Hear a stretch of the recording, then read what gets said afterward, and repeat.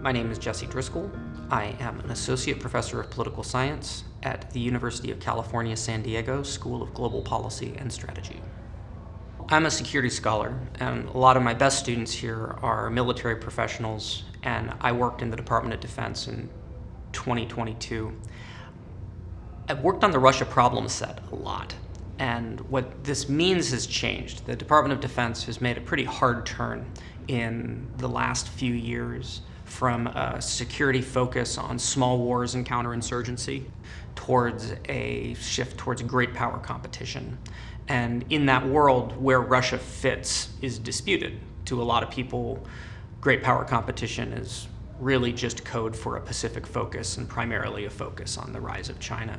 But the war in Ukraine has reminded everyone that there are other great powers in the world and they can potentially impose great costs on the United States and the European security order.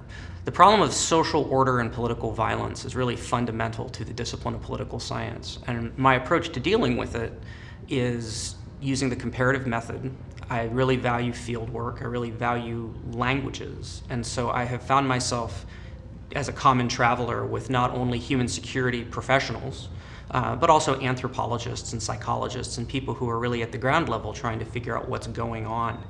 And that was the first part of my career, and it nested well with the whole language of state building, what the military sometimes would call stabilization operations. I am interested in the medium term in writing a book about Georgia, which is adapting to this new world formed by the Russia-Ukraine war. But in the long term, I'm interested in issues of inadvertent escalation, and the Russia problem set touches on a whole bunch of arms control and nuclear-related issues that I'm going to need to engage with or learn how to engage with in a more serious way for the next stage of my career.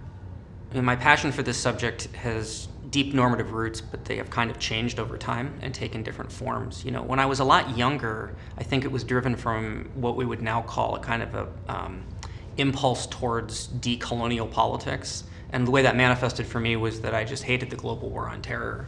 And so I got a lot of energy off of that. And now I think it's closer to the truth to say that I'm very, very interested in assisting peaceful processes of social change in particularly, but not exclusively, in Eastern Europe. And I see something forming in Eastern Europe that I'm really optimistic about.